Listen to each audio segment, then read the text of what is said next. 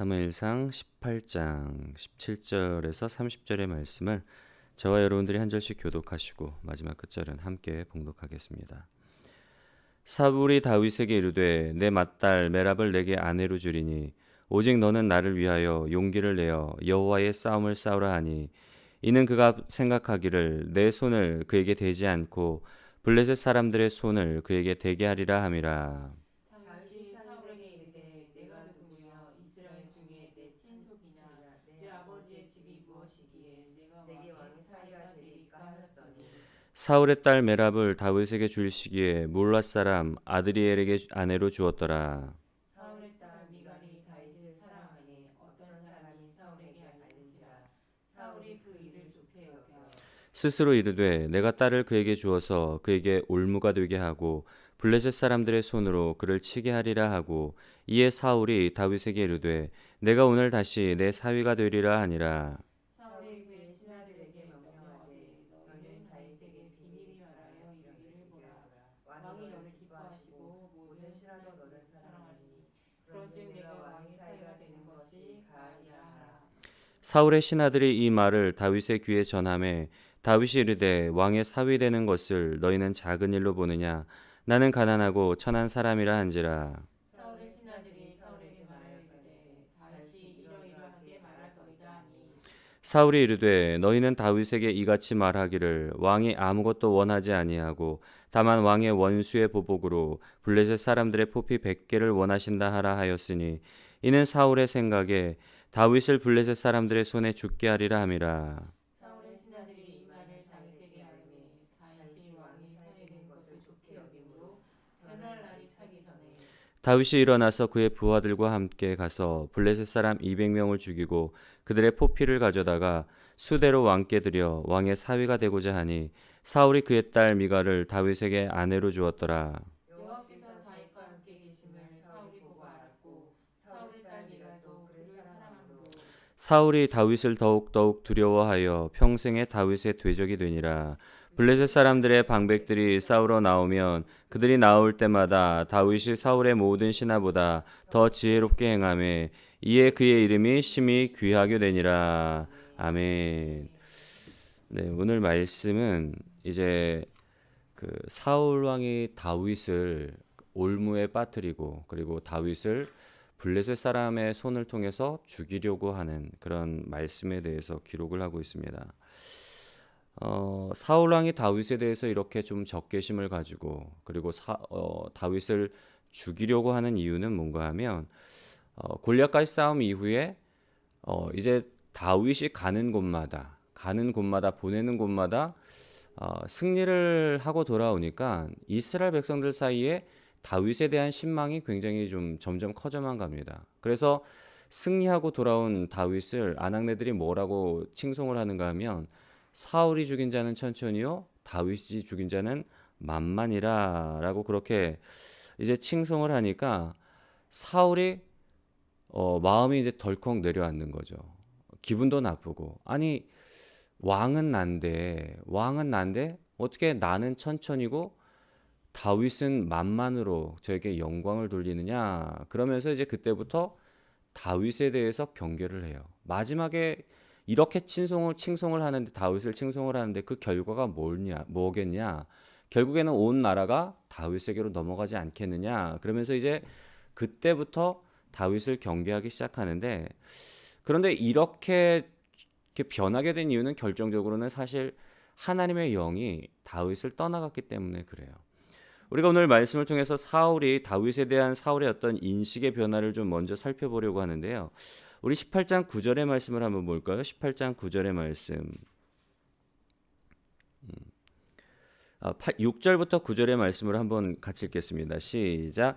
무리가 돌아올 때 곧 다윗이 블레셋 사람을 죽이고 돌아올 때에 여인들이 이스라엘 모든 성읍에서 나와서 노래하며 춤추며 소고와 경쇠를 가지고 왕 사울을 환영하는데 여인들이 뛰놀며 노래하여 이르되 사울이 죽인 자는 천천히요 다윗은 만만이로다 한지라. 사울이 그 말에 불쾌하여 심히 노하여 이르되 다윗에게는 만만을 돌리고 내게는 천천만 돌리니 그가 더 얻을 것이 나라 말고 무엇이냐 하고 그 후로 사울이 다윗을 주목하였더라. 아멘. 예, 조금 전에 말씀드렸던 것처럼 사람들이 사울 자신보다 다윗을 더 높이 칭송을 하니까 굉장히 불쾌하고 심히 노한 거예요. 그러면서 9절 말씀에 보면은 그날 후로 사울이 다윗을 주목하였더라. 이때부터 본격적으로 이제 사울이 다윗을 경계하기 시작합니다. 그리고 18장 12절의 말씀을 보면 12절의 말씀도 우리 한번 읽어볼까요? 시작. 여호와께서 사울을 떠나 다윗과 함께 계심으로 사울이 그를 두려워한지라. 처음에는 다윗을 경계심을 갖고 주목해 보다가 점점 다윗이 하는 일마다 다 어떻게 승리를 거두고 돌아오고 뭐 지혜롭게 무슨 일을 시키든지 간에 지혜롭게 처리를 하니까 하나님이 그와 함께 하시는 걸 사울도 알게 되는 거예요. 그러면서 점점 이제 다윗을 두려워하게 되는데 15절의 말씀을 보면 사울은 다윗이 크게 지혜롭게 행함을 보고 그를 두려워하였으나. 그리고 오늘 본문 말씀인 18장 28절과 29절의 말씀도 우리 한번 같이 읽어볼까요? 시작. 여호와께서 다윗과 함께 계심을 사울이 보고 알았고 사울의 딸 미갈도 그를 사랑하므로 사울이 다윗을 더욱 두려워하여 평생에 다윗의 대적이 되니라. 아멘. 처음에는 다윗을 경계심을 갖고 이렇게 좀 주목해서 보다가 이제 계속해서 보는데 다윗 가운데 하나님이 함께 하시는 거예요. 그래서 가는 곳마다 승리하고 주어진 일들마다 지혜롭게 처리를 하고 사람들 사이에 다윗에 대한 그 칭송하는 소리가 점점 높아져 가니까 다윗이 두려워지는 거예요. 그래서 오늘 말씀처럼 어떻게 해서든지 이제는 적극적으로 이 다윗을 좀 제거하고자 죽이고자 그렇게 뭐 자기의 딸을 아내로 빌미로 주는 것을 빌미로 해서 블레셋 사람과 싸우게 하고 블레셋 사람의 적진 한복판에서 죽게 하려는 그런 계획들을 세우는데 그런데 그런 계획들이 뜻대로 되지 않죠. 오히려 다윗이 포피 100개를 원하는데 사람들을 데리고 가서 포피 200개를 배워오고 이게 뜻하는 대로 되지 않는 거예요. 그러니까 어떻게 되는가 하면 사울이 다윗을 더욱 두려워하여라고 그렇게 성경은 사울의 마음에 대해서 기록을 하고 있습니다. 여러분 오늘 말씀을 통해서 우리가 하나님의 영이 떠나간 사람의 모습에 대해서 좀 살펴볼 수가 있는데요. 하나님의 영이 떠나가자 사울 가운데는 어떤 일이 일어나는가 하면 분별력이 사라져 버려요. 분별력이 사라져 버리고 그 마음 가운데 두려움에 사로잡히게 돼요. 사실 그렇잖아요. 좀 이성적인 판단이라면 다윗과 하나님이 함께 하심으로 말미암아 다윗이 연전연승을 거두고 행하는 일들마다 잘 된다면 여러분 이성적으로 생각을 해본다면 다윗을 대적하는 게 본인한테 유리할까요? 아니면 다윗과 함께하는 일이 좀 유리할까요? 네. 왜냐하면 다윗에게는 하나님이 함께 하신단 말이에요. 흉년의 때 창세기 말씀을 보면 흉년의 때에 하나님께서 이삭에게 블레셋 사람의 땅을 떠나지 말고 그 땅에 남아있으라 그래요. 그러니까 그 땅에서 100배나 되는 결실을 거두게 되는데 블레셋 사람들이 봤을 때 굉장히 시기가 난 거예요. 굴러온 돌이 뭐 박힌 돌 빼낸다고 이방인이 우리 땅에 들어와서 우리는 다 이렇게 흉년의 때 힘든데 저 이방인이 들어와 가지고 막 오히려 저 사람은 뭐 가축대도 늘어나고 양떼도 늘어나고 더 축복을 받는 게 보니까 시기가 나는 거예요. 그래서 그랄 왕이 그 목자들을 시켜서 그 모든 우물들을 막아버려요. 그런데 참 신기하게도 바보같이 이삭은 싸우지 않고 그때마다 그냥 양보하고 떠나요. 그러면 그때마다 또 하나님이 샘을 나게 하시고 뭐 물을 나게 하셔서 막 거두게 하는 모습을 보니까 그러한 그 왕이 무슨 생각을 드는가 하면 야, 이 사람은 하나님과 함께한다. 이 사람과 우리가 원수가 됐다가는 우리에게 큰 화가 되겠다. 그래서 왕과 군대 장관이 찾아와서 화친 조약을 맺는단 말이에요. 왜냐하면 처음에는 막 박해하고 핍박했지만 하나님이 함께하는 모습을 보니까 이 사람과 대적했다간 우리가 큰 화를 입겠구나. 그러면서 자연스럽게 화친 조약을 맺는 거예요. 이게 정상적인 반응이란 말이에요. 그런데 사울 왕은 오히려 그 반대의 스탠스를 취하는 것을 볼 수가 있습니다. 두려우면서 점점 더욱 두려워하면서도 회개하고 하나님 다윗을 보니까 저렇게 승승장구하는데 다윗의 모습을 통해서 얼마든지 회개할 수 있거든요. 자신에게 하나님의 영이 떠나갔다는 것도 알고 있다면 하나님의 영을 구하고 하나님 편에 돌아서도록 기도할 수 있는데 그러지 못하는 거예요. 오히려 다윗을 더 대적하고 두려움은 점점 커져만 가고 그럴수록 더 다윗을 죽이려는 그런 악한 생각에 사로잡히는 분별력을 잃어버리고 동시에 두려움에 사로잡히는 모습을 볼 수가 있는데요. 반대로 하나님의 영에 충만한 사람, 하나님의 인도함을 받는 사람들은 담대해요.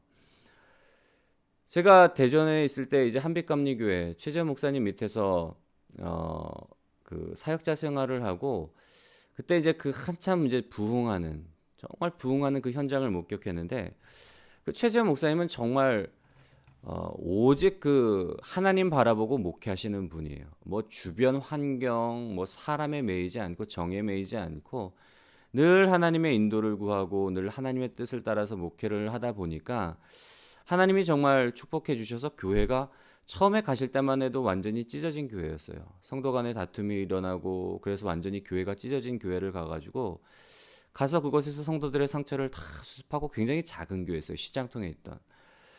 작은 교회로부터 시작을 해서 대전에서 손가락 안에 들 정도로 큰 교회로 이제 막 폭발적인 어떤 성장을 하게 되는데 부흥을 하게 되는데 정말 이 성장 부흥의 그 이면에는 성령께서 하신 것을 우리가 고백할 수밖에 없는 이분은 늘 사도행전적인 교회를 꿈꾸면서 오직 하나님 한 분 붙잡고 영혼 살리는 일에 매진을 한 거예요. 근데 이분한테는 특징이 있는데 뭔가 하면 담대하세요. 한 예로 말씀을 좀 드린다면 이제 교회가 성장하고 쭉 계속 성장해서 나가니까 그 동기 목사님 중에 한 분이 그런 충고 아닌 어떤 충고를 주시는 게 뭔가 하면 어이 최 목사 부목사들 너무 믿지 마. 부목사들 너무 믿지 마. 부목사들이 막 성도들 떼갖고 뭐 이렇게 나가면 어떡하려고 그래. 부목사들 너무 믿지 마. 최재 목사님 같은 경우는 워낙 이제 그 하나님만 바라보고 이렇게 목회를 하시다 보니까 사역자들한테 있어서 굉장히 자유로우세요. 뭐 사역자들을 견제한다거나 뭐 강압한다거나 뭐 막 속된 말로 막 쪼아서 막 이렇게 뭐 사역을 만들어가는 게 아니라 굉장히 자유하세요. 정말 하나님의 인도하심을 받고 자유롭게 사역할 수 있도록 하나님이 일하실 수 있도록 하다 보니까 굉장히 자유로워요. 그러니까 이제 그런 것을 좀 주변에서 지켜보던 동기 목사님들이 본인들의 경험에 빗대서 그렇게 너무 좀 잘해주고 그렇게 너무 편하게 해주면 그 부목사들이 막 이렇게 자기 교구 막 확 이렇게 데리고 나가서 개척하면 어떡하려고 그래. 이제 그런 이야기를 하신단 말이에요. 이분이 하시는 얘기는 뭔가 하면 데리고 갈 수 있으면 데리고 나가라고. 그것도 자기 능력인데. 뭐 또 다른 교회가 개척하는데 그거 뭐 어떠냐고. 그러라고. 그러니까 그런 담대함이 있으신 거예요, 이분은. 왜냐하면 늘 하나님을 바라보고 하나님 인도를 따라 살아가다 보니까 무엇에 매이지 않아요. 두려움이 없어요. 그냥 담대하세요. 교회가 세워지는 건데 내 밑에 있던 사람들이 뭐 데리고 나가서 잘할 수 있으면 축복해주면 그만이지 뭐가 그게 두렵냐고. 여러분 하나님의 인도함을 받는 사람과 그리고 하나님의 영이 떠나가고 두려움에 사로잡힌 사람은 이런 차이가 큰 차이가 나요. 분별력이 사라지고 두려움에서 도적의 목적은 도적질하고 죽이고 멸망시키려는 것이지만 인자가 온 것은 양으로 생명을 얻게 하고 더 풍성히 얻게 하려는 것이라. 하나님의 영의 인도함을 받는 사람은 두려움이 없어요. 자유함이 있단 말이에요. 주의 영이 계신 곳에는 자유함이 있다고. 우리가 수요 기도회 때 말씀을 나눴잖아요. 두 번째로 오늘 말씀을 통해 볼 수 있는 내용은 뭔가 하면 참 재미있는 재미있는 어떤 비교가 대비죠. 사울이 다윗을 경계하고 두려워하며 이제 정말 적극적으로 다윗을 죽이려고 하면 할수록 어떤 일이 일어나는가 하면 올무를 설치하고 다윗을 블레셋 사람의 손에 죽게 하려고 뭐 온갖 험난한 어떤 그 전투 현장으로 보내고 온갖 어려운 일들 이런 그런 다윗을 매장하려고 다윗을 죽이려고 그렇게 계획을 파면 팔수록 오히려 다윗은 승승장구하고 이스라엘 백성들 가운데 다윗의 명성이 점점 높아져 가요. 사울이 다윗을 죽이려고 하면 할수록 하나님께서는 다윗을 더욱더 높여주시는 그런 모습을 우리가 볼 수가 있는데요. 이 모든 일들 가운데 누가 계시는가 하면 하나님이 함께 하시는 거예요. 하나님이 다윗과 함께 하심으로 다윗이 능력이 많고 처세술이 좋고 뭐 지혜로워서가 아니라 하나님이 다윗과 함께 하니까 아무리 세상이 다윗을 핍박하고 사울이 죽이려고 하고 뭐 사방이 우겨쌈을 당하고 막 그 험한 풍파 물결이 막 애워싸고 삼키려고 해도 하나님이 지켜주시니까 하나님이 붙잡고 계시니까 높은 곳에 그 발을 두게 하시고 반석 가운데 거하게 하시고 하나님이 지켜주시니까 승승장구할 수밖에 없는 거예요. 여러분 하나님이 함께 하시면 우리가 아무리 사방으로 우겨쌈을 당해도 피할 길이 있고 넉넉히 이길 수 있는 힘을 주신다는 거. 우리가 살아계신 하나님, 우리가 붙잡아야 될 생명 되신 하나님을 붙잡는 복된 여러분들이 되시기를 주님의 이름으로 간절히 소원합니다.